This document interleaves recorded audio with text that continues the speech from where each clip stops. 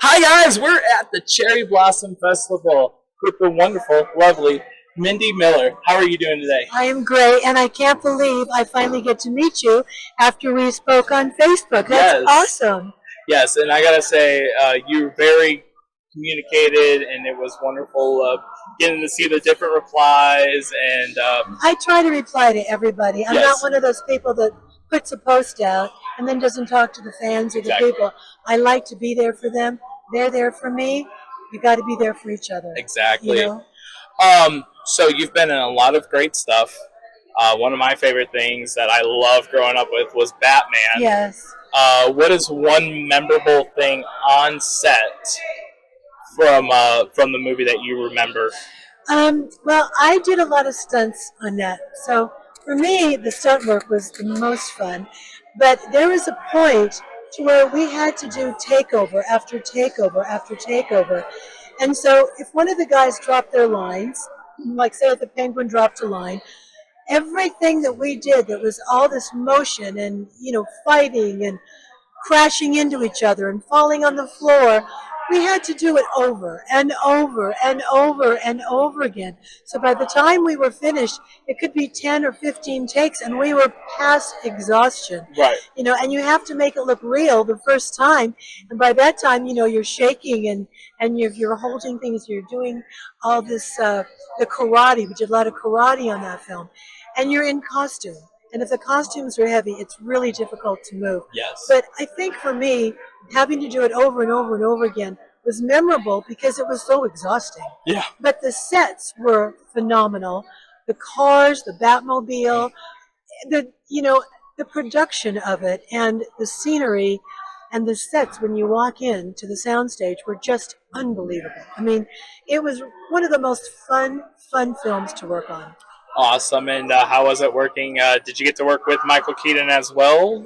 I did not work with him personally, Okay. unfortunately. No, Did you get to see him on set? I did, Okay. and he is a brilliant actor. Yes. The man can do Okay. anything. Yeah. And I know we mentioned earlier you got to work with Danny DeVito. I know for Yes. sure you got to work with him. Yes, How was he?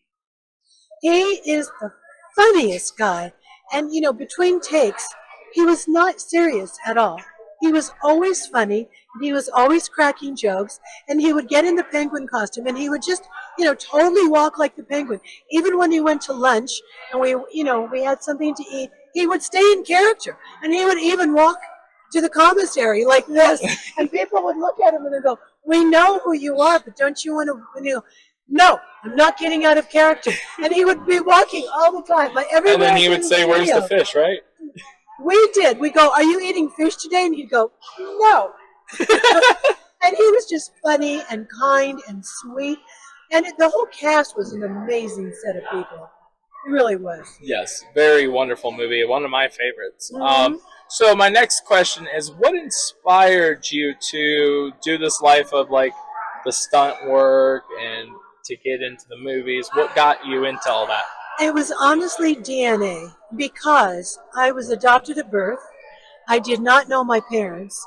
And as it turns out, years later, I found out that my dad was a big stuntman Wow. in Hollywood. He was known as the bullwhip man of cinema, Oh wow. and he taught the people that taught Halle Berry for Catwoman.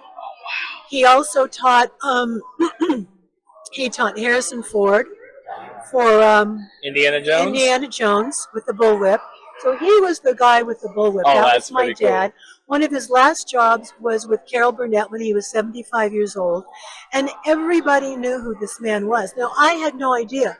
So when I started doing film work and I realized it was DNA and I wanted to act and model and do all that, some of the directors said, "Well, by any chance, can you know, go through that tree and do a turn, or can you do a a certain kind of a movement?" And I said, "I don't know, let me try." I didn't know that I could do it, but I did it. And they went, "Oh my God, that's great." And I came out of it going, I just did that. So my body, very DNA, was my dad's body. Yeah. So then I started doing nunchucks, sword fighting, fencing, karate, firearms, So I was one of the first ladies in Hollywood Wow. that did her own stunts in her own films. And then I also doubled for Tanya Roberts, and I doubled for a lot of the girls that I was their height and their size to do the karate and to do a lot of the stunt work for them. So it was very DNA. I did not even know I could do it. Wow, Yeah, that's crazy. it's a good story. And question, did you get to meet your dad before Never you met my dad, but as it turns out, I did a movie called Sacred Ground, which is a family film, and it's about the Paiute Indians up in Chiloquin, Oregon. And it turns out that one of the old timers, you may or may not have known of him, Jack Elam. He had one eye that went kind of this way and one Okay. eye that went this way. If you Google him, Yeah. he did an enormous amount of work. He did 3 films with my dad, Wow. and I didn't know when we were filming that he knew my dad. He did not know that my dad had a daughter. So after we were through filming Yeah. and I got home, I got a letter from the LA County of Adoption saying, "This is who your dad was." Wow. I went, "Oh my God." He was a big character Yeah. actor. He worked with Errol Flynn. He worked Wow. with everybody. Barbara Stanwyck, you name it, my dad worked with Yeah. them. And so this was really DNA in me from when I was a kid, wanting to be an actor, wanting to do stunt work, wanting to do all these things. And Jack said, "Are you Dave Kashner's daughter?" And I said, "Yes." He goes, "I worked with your dad in the Sundowners in 1950. We did 2 more films together." And he got on the other line to his wife and he goes, "Send Mindy some pictures of her dad." I didn't even know what my dad looked like, had nobody to relate to, Yeah. and I get pictures in the mail of my father doing all this stunt work and everything and character acting, and I burst into tears. I couldn't believe it. Yeah. It was amazing. I mean, it's an amazing story. Well, that's very beautiful. I know. Sorry you didn't get to fortunately meet him I before he didn't passed, meet him, but but at least you got the memories Yes. from other people. Yes, and I have pictures of him now. Yes. So I have someone to relate to that Yeah. I actually look like. Right. So to be able to look like someone and be able to relate to Yeah. someone that I ended up in the same industry is huge. And my mom was a singer, dancer, actress, I Wow. found out. So I think so much So it is was in the blood. I think so much is genetics when Yes. children are born. I really do. You know? So I also know that you got to date the wonderful Elvis Presley. I did, yeah.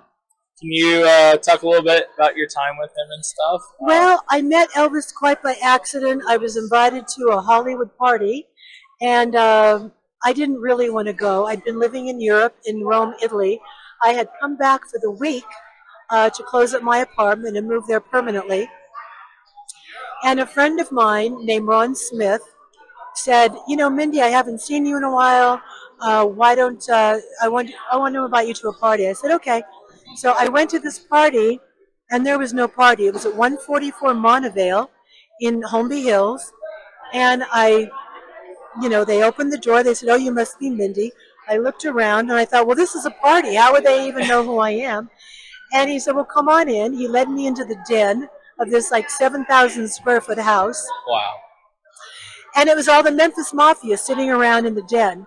And I sat down. I didn't know what was going on. And they all started questioning me. "Are you religious? Are you spiritual? How old are you? Where did you go to school? How is your family? Do you have brothers and sisters?" All these things. And about an hour later, I felt this incredible energy, this high-powered energy that was otherworldly, which he was. And I looked over to my right, and there's Elvis standing in the doorway.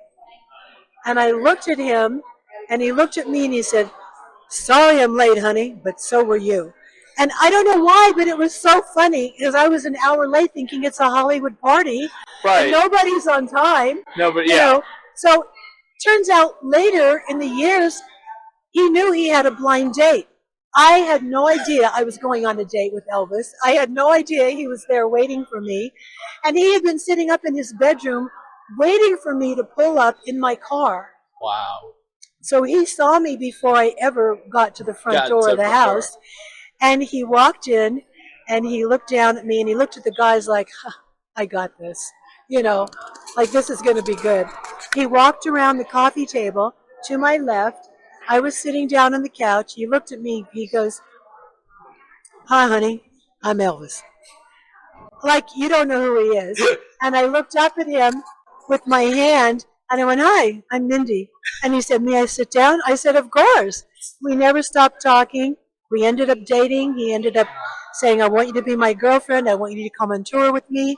So I dated him on and off in 75, in 76, and attended his private and public funeral. Wow.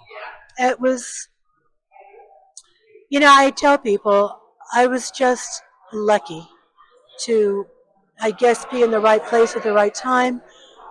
I never take it for granted. Right. The most gracious human being I've ever known, truly, truly. One of the greatest men I've ever had the pleasure to know. Wow. Yeah. That's awesome. I can't say enough about him. Yeah, I mean, man, that's Yeah. insane. Yeah. Did he? So I know obviously Elvis always wrote songs. Did you guys ever have a song or anything that? Not really, but the thing is that he sang to me privately, and he would be going over a song. And on our first date, he had just finished recording at RCA Studios in Hollywood, which he never recorded at again. And it was a song called Trouble. Oh wow. And so he went to the back of the room, upstairs in his bedroom, and he turned on the reel to reel, the old reel to reels, and he said, "I'm going to sing you this song." He goes, "And if you like it, I'm going to do it on my next tour, which you're going to go on with me." And he sang it to me, and I fell in love with it. Wow. And I told him, except his gospel songs, and I'll Remember You and a couple of others, it's my favorite song because it's not only country, but it's very rockabilly. And then later in the years, Travis Tritt did his rendition of it. But it's just a great rockabilly song. And that was always kind of my song for him because that was the song. And he said, "Honey, you'll be the first person to ever hear it." So that's kind of my song, our song, I think. That's cool. Yeah. What was it again? The name of that? Trouble. And you said he never It's filmed that Trouble. again. Trouble. Oh. He sang it. Okay. It's not. There are two troubles. One is, well, there's one that, okay, Tanya Turner sing, "You got trouble, all kinds of trouble." But then Elvis sings a song called Trouble. But then Trouble is actually the title. But it spells trouble. But it's Trouble. That's funny. It's funny. And so people get it confused. But it goes, "I was a little bitty baby when my papa hit the skids. Mama had a time trying to raise 9 kids." Something, and you were impolite. Something, something, just to treat you right. And then it was Trouble. And then he goes, "Chong, chong, chong, chong, chong, chong, chong, chong, chong, chong, chong, chong, chong." So that was the song, and that's what he sang on tour. But it was so wordy that he didn't sing it much after the first year. Right. Wow. Yeah. That's awesome. I know. Well, I want to thank you very much for your time. It's been amazing. Where can welcome. these wonderful people find you on social media? You can find me on Instagram under my name, Mindi Miller. It's Mindy_Miller.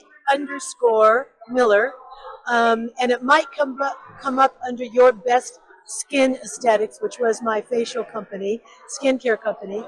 And then if you go on to Twitter, I'm on Twitter.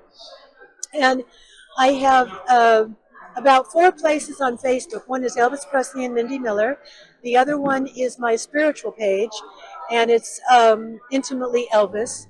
And I talk primarily about his spirituality and the books he read, and we talk about very esoteric subjects. And then I have 2 Facebook pages under Mindi Miller. Okay, So awesome. you can find me just about anywhere. Right, just look and we'll find you. Yes.